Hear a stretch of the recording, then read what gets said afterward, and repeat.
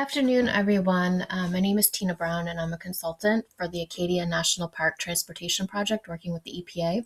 I'm going to be talking with you a little bit about the recommendations for the impact statement that we created for this project.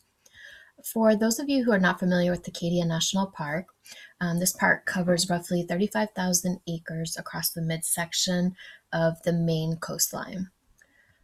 The problem that we are having there is that the annual visitation has grown by 59% since 2007 to over 3.5 million visitors, which is great for the economy, but the historic roads and trails that are there were constructed in the early 20th century and can no longer handle the increased traffic safely.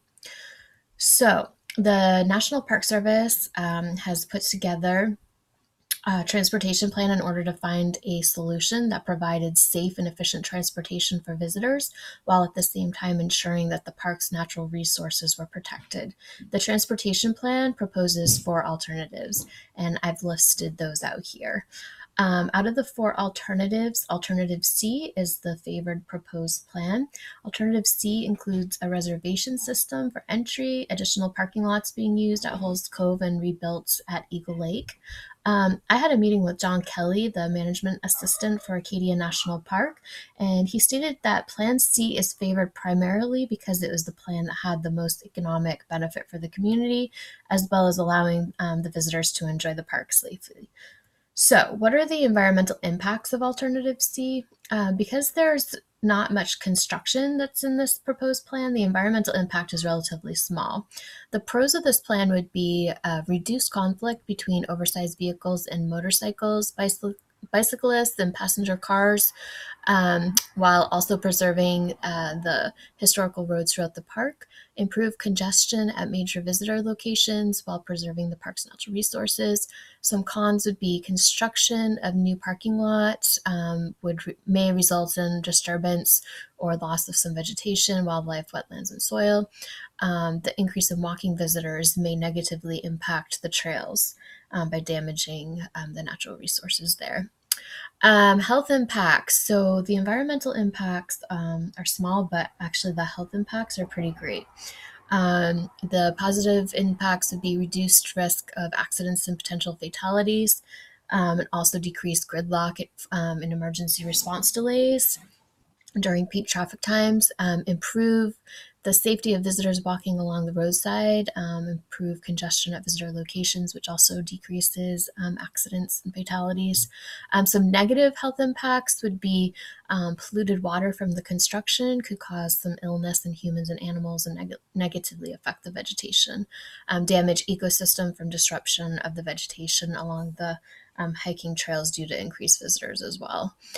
So with that being said, our recommendation is that Alternative C be implemented, and adding the entry reservation system to limit the amount of traffic into the park, as well as increasing the number of buses, should cut down on the high traffic volume on the historic roads. And because the buses will be bringing an increase of walking and hiking visitors, we recommend that the hiking and carriage trails be reinforced, guardrails and signs. Visitors need to be educated about the importance of staying on the trails. Managing the balance between trails sustainability and hiker satisfaction will likely be a challenge.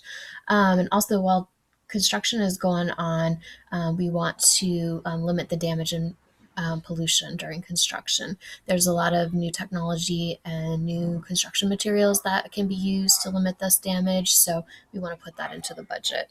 And then after this plan is implemented, we recommend monitoring the use of weekly and monthly reports just to track the amount of vehicles that are entering the park, and then adjustments can be made during peak visitor seasons.